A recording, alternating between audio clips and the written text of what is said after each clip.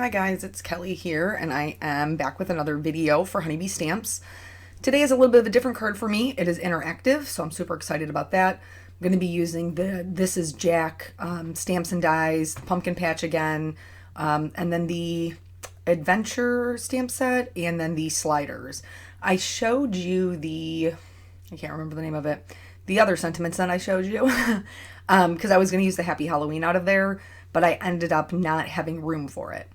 So here I'm just going to stamp out some masks. I need that for my background. The card is going to be interactive, so my interactive piece will be popped up, but the background of it will be flat, which is why I need the masks. I very quickly realized that stamping my pumpkins all horizontal is they were not going to fit on the little piece of paper that I had left. Thank goodness Honeybee Stamps has really fast shipping, because I ordered some when I realized that I was just about one sheet away from being out of my Eclipse masking paper, and it got here I think within 2 days, so that was super awesome. Now I'm going to move on to stamping my pumpkins. These 3 pumpkins will fill up my entire bottom. I am going to use just the same 3, even though there's multiple sizes in the pack, because I needed to keep them all at the bottom of the page, so I would have enough room for that interactive slider portion at the top. So I stamped this one in the center, and then I'm just going to stamp the 2 on the sides just slightly higher so that they give the appearance of being behind. I didn't say so yet, but happy Halloween. Thankfully, it has been raining here in Ohio for like a week and a half. Just rain, rain, rain. And right now, it will be cold tonight because it's only a high of like 46, but the sun is out. So thank goodness, because last year we had to trick or treat in the rain and it was miserable. Of course, Peanut doesn't remember that. We were talking about it today when I was dropping him off at his grandparents' house. I was like, oh my gosh, I'm so glad it's not going to rain. It was so miserable last year. And he was like, I don't even remember it raining. It's like, how do you not remember being soaking wet and freezing? Maybe it was just me. Maybe I was the only one who was freezing. Or maybe the joy of Halloween is something that only children experience, and he just didn't even notice because he was having such a good time with his cousins. I'm not really sure. That will also be where my blue kind of blends into my green from my sky. So I just added a couple of greens there, and then I cleaned up because I don't want to get any green in my sky, and I'm going to use my traditional night sky color combination.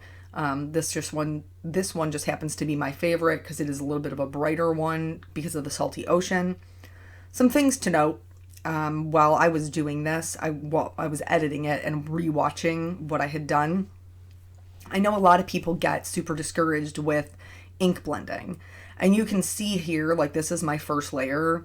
It's super patchy. It's not solid. There's darker areas, lighter areas. Like, the trick with distress inking, besides the starting off your page, moving in circles, like all of those tricks that you hear, is that you have to saturate it. Like, there has to be enough ink on the paper for it to be a solid color, if that's what you're going for.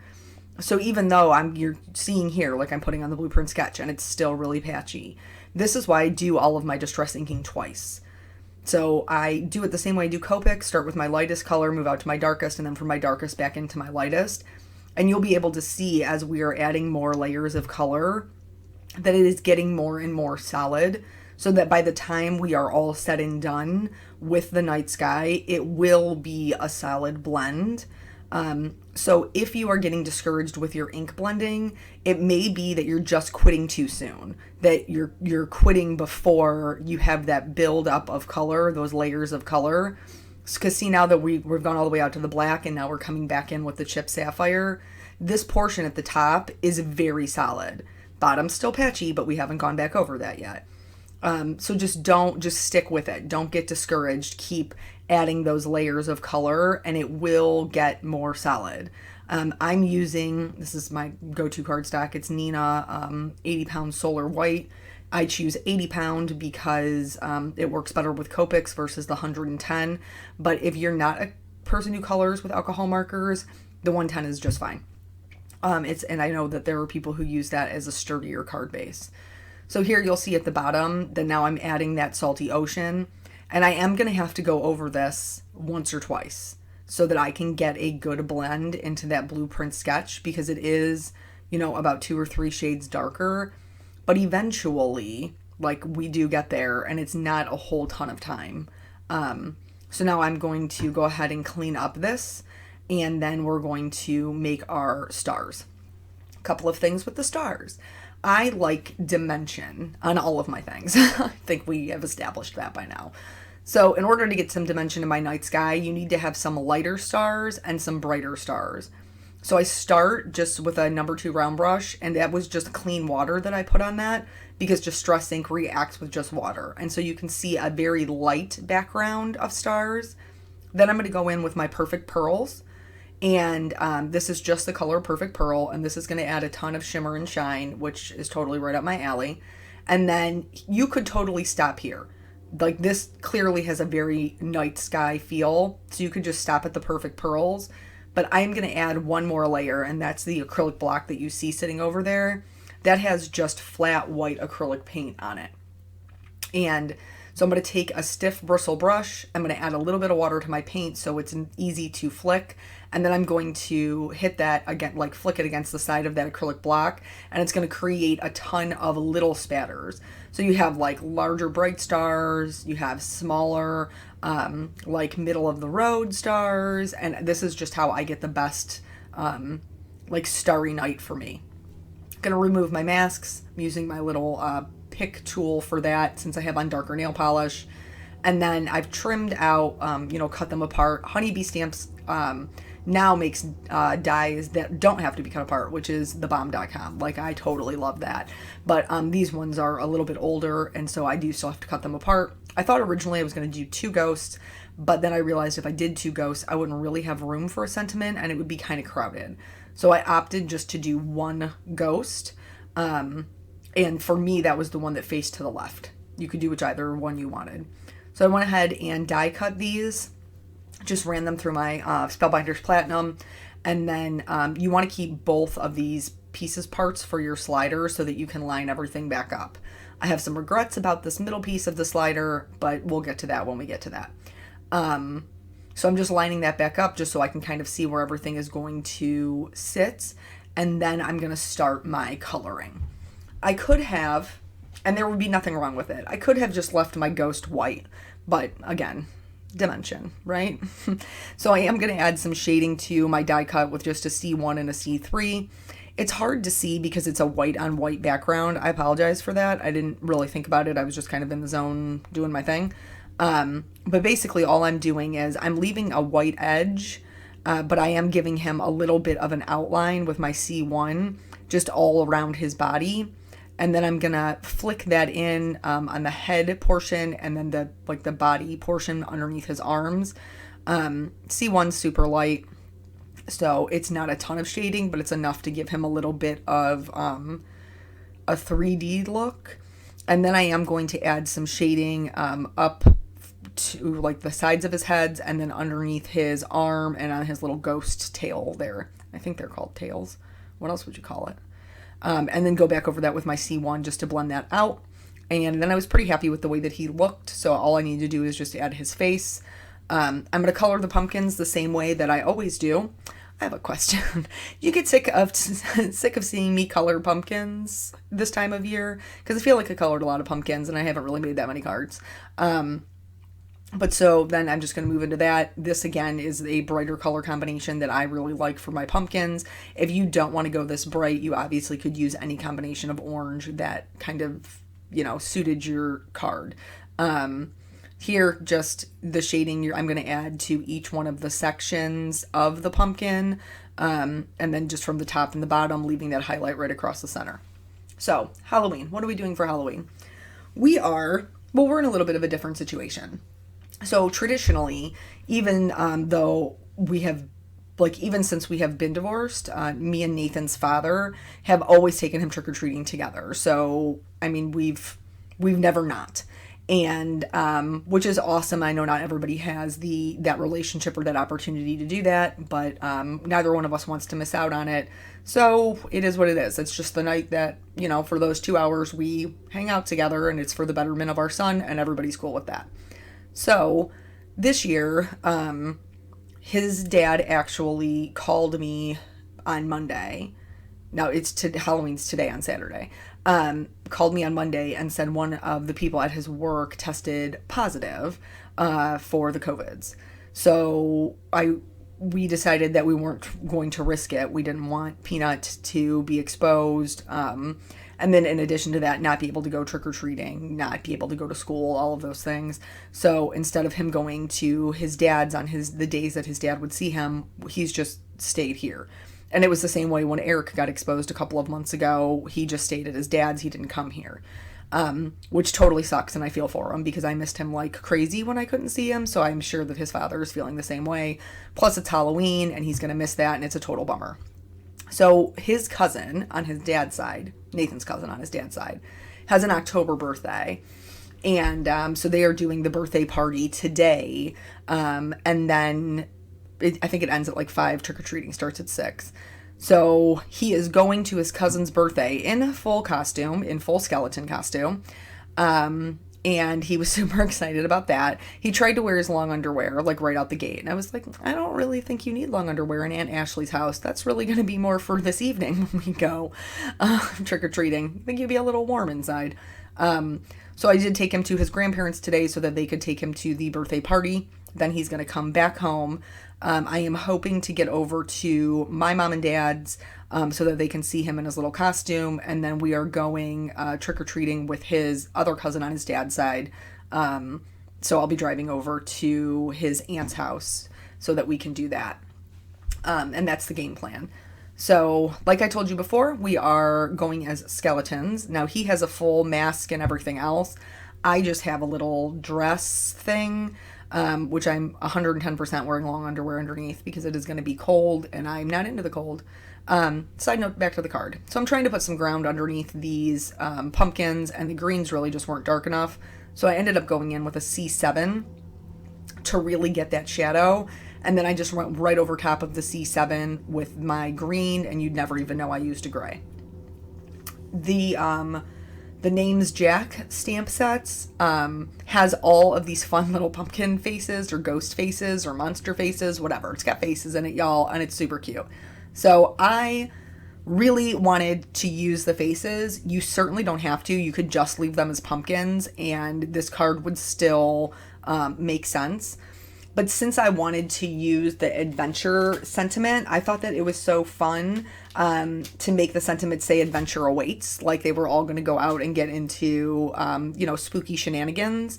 I thought that it would make more sense if all of the pumpkins had their own little personality. So I put their little faces on them, and then I'm going to put my little face on my ghost. Which, I mean, again, so cute. This one I didn't get as solid on the first time I was stamping, so I just went ahead and stamped it again. Joy of the Misty right there, is being able to stamp them again. And then here is where things started to go awry. Now, I don't build interactive cards. I don't. This is not really my forte, but I wanted to because it was fun. So I have some regrets about not using the centerpiece, the middle piece of my circle. I should have. I didn't. I thought that if I just used the black soot and the chip sapphire, it would be a close enough match in the background that it would be fine, that it wouldn't be too terribly noticeable. Now, here I am looking directly at it, and it is terribly noticeable, and I don't know why I didn't make this decision at the time. But I was excited about putting the card together. So here, I'm just going to use some purple tape to hold all of my circles in place, so that way my placement is good. And then I am going to pop out that middle piece away from the tape so that I can slide my penny in to be the slider portion of my card. So I started with a bigger piece of foam tape, and then I quickly realized that that would not slide. It was too big. So really, you just need a tiny little piece of foam adhesive. Probably like Pop Dots would be totally sufficient, but I don't have Pop Dots because I buy the Big Daddy roll of Scotch tape, the Scotch foam tape. And so here I had corners that were too large. So now I got to peel it back off again and trim off the corners. So basically you need a small round piece of foam tape, people. That's what you need.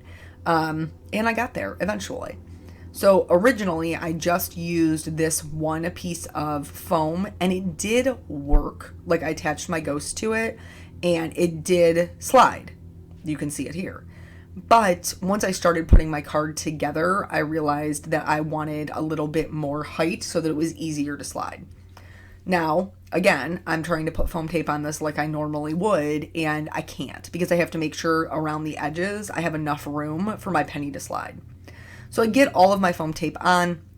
Again, don't do this before you stamp your sentiment. Don't. I am doing it, and then I ended up running into a snafu. So get all of your stamping done before you start building your card. Don't do what I do. Do as I say.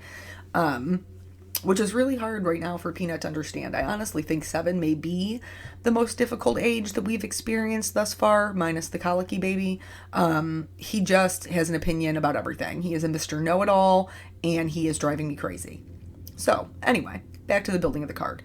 So now I've added a second layer of foam, and I'm going to adhere that onto the penny, and I did like this much, much better. But again, I have no business putting any of this on before I put my sentiment on. So here's where I've realized that I have not stamped my sentiment and I am in a little bit of trouble. So I tried to stamp the sentiment just this way, and I thought, well, I'll just give it a good ton of pressure and we'll see how it goes. Don't mind the knocking around of the camera. My apologies. Peanut was in the craft room with me at this time. So I try to stamp it, and when I lift it up, I can see the middle is not stamping at all. So I have to take my ghost off. He's too tall for me to get good pressure. I also realize that my magnets are, again, because I have this foam tape behind it, are making it a little bit too tall. So now here I'm getting there. I'm getting where there is full contact, but it's not great. So I'm going to re-ink, and then I am going to stand up and I am going to Sherry Carroll CPR this thing back to life. Yes, I am. And it worked. So just but do it first. Like, just save yourself this whole ton of time. If I had just stamped it on my flat panel, I wouldn't have had to do any of this like disassembly. So now I'm going to put I ripped off my foam off my ghost there when I removed it. So now I need a new piece of foam, and I'm going to reattach my ghost. And then I realized that the adventure portion was a little bit hard to read. So I'm going to use an old school Kelly trick, and I am going to outline it with my white gel pen just to help it stand out from the background and from that busy stamping with the pumpkins underneath it. This is a great trick, tried and true. I've used it for years to help your sentiment stand out. It's a good one to have in the arsenal. So I wanted my sentiment to say adventure awaits. Here, I'm just playing with the card because when you make interactive cards, I mean, how do you stop yourself from playing with them, right? So I wanted to do the awaits in black in white embossing. So I got my sentiment a little bit close to the edge, and it didn't really stamp great.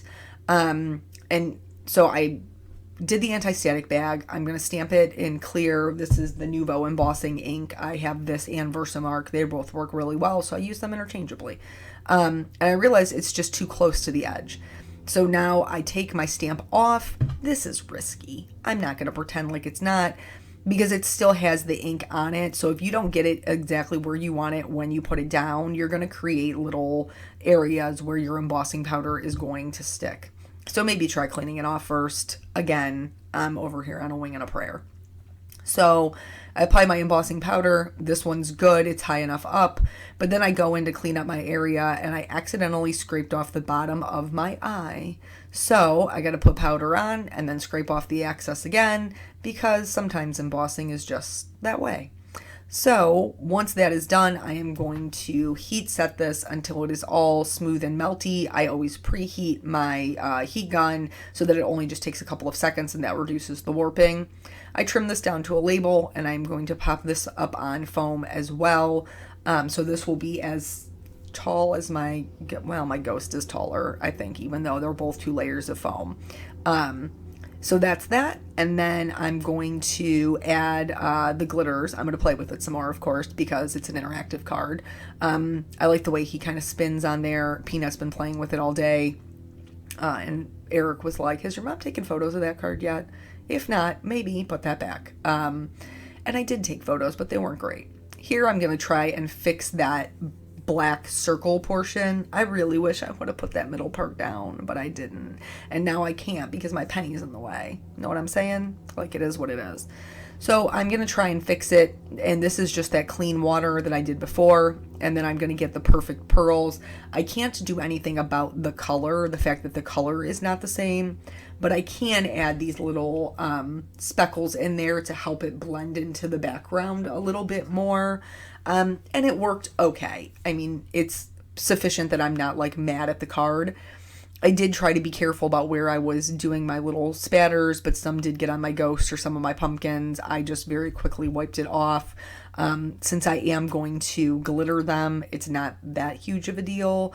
But yeah, so I did try to fix it. And here's just me being sad and having regrets. So now here's the glitter. I did not go over their faces. I left that like a stark black, but I did go over the ghost with my glitter pen. This is just clear, as well as the pumpkins. I went over them as well, just avoiding their faces. So that is it. I would love to know what you or your kiddos are being for Halloween. Please share with me in the comments below. I think that's so fun. And then if you follow me on Instagram, which by the way, it's changed. It's now Kelly Taylor Cards.